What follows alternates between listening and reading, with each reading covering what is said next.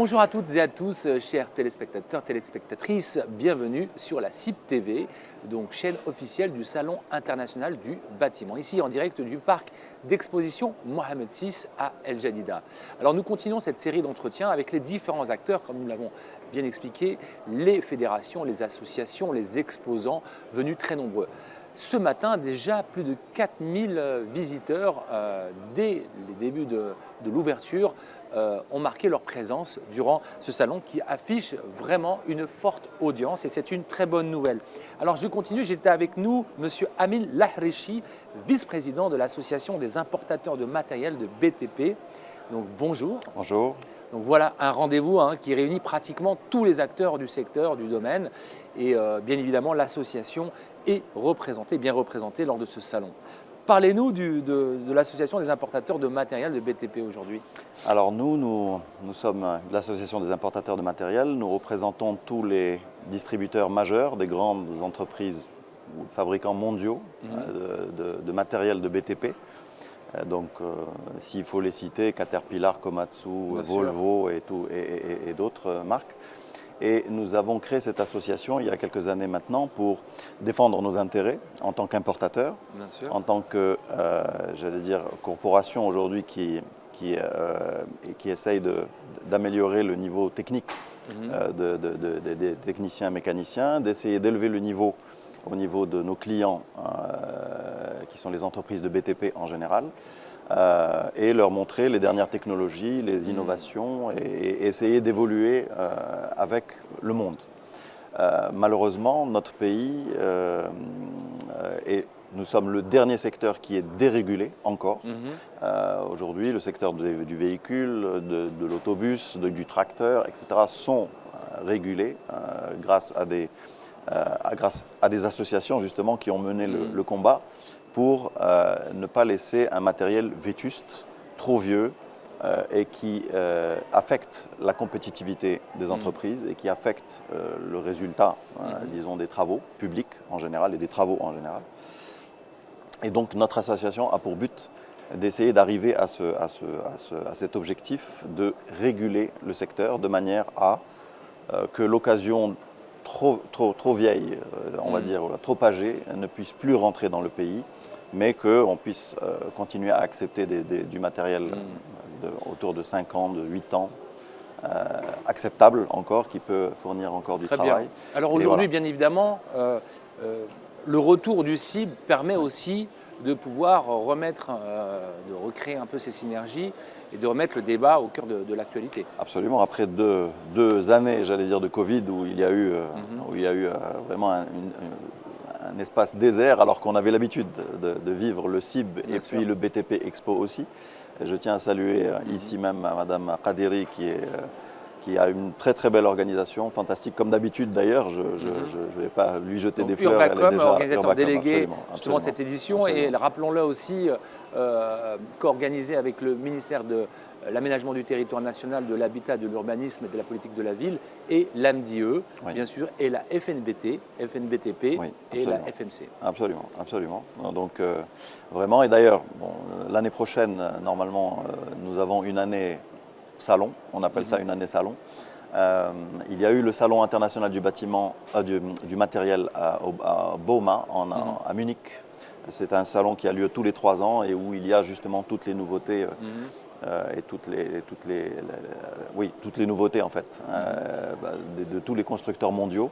Et nous, généralement, on décale ça, on le fait une année après, de manière à ce qu'on ne peut pas bien sûr inviter tout le monde à venir là-bas, et donc on va inviter la technologie à venir ici au Maroc, chez nous, pour que nos entreprises, nos entrepreneurs, nos décideurs puissent voir aujourd'hui qu'est-ce qu'il y a lieu de faire pour rentrer dans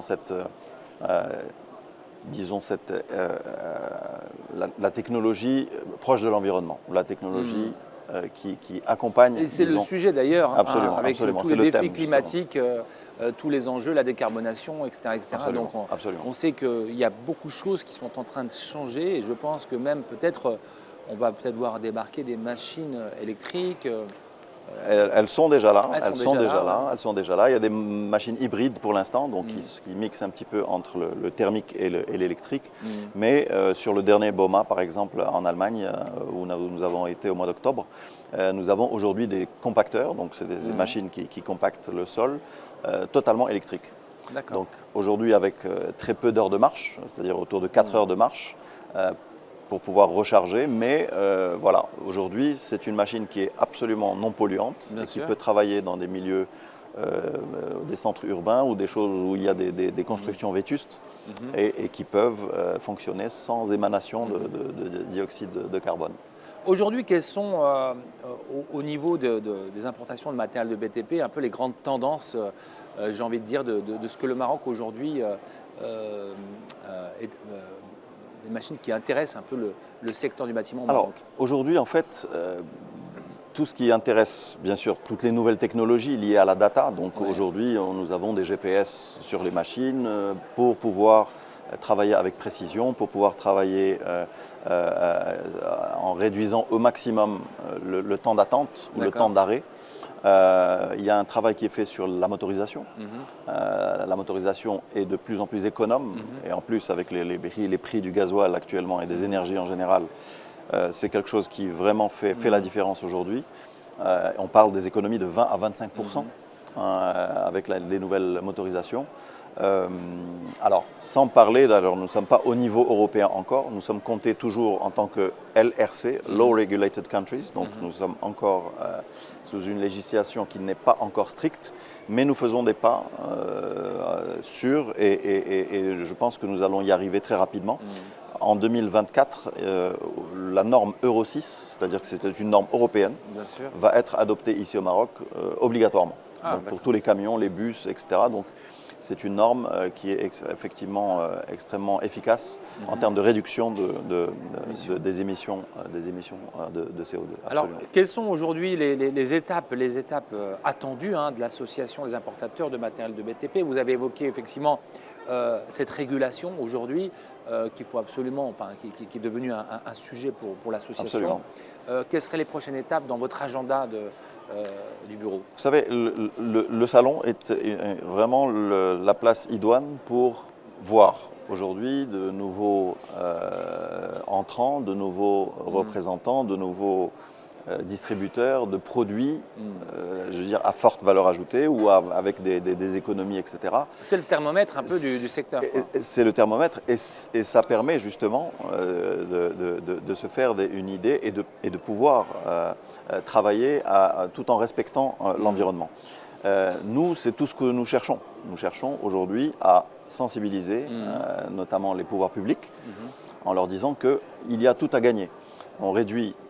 En réduisant justement l'entrée des vieilles machines d'occasion, les risques d'accident, on réduit les risques de pollution, on augmente disons le travail ou le potentiel d'avoir une productivité au niveau du travail et la qualité aussi, parce que ça aussi on voit, l'état de nos routes malheureusement n'est pas représentatif de ce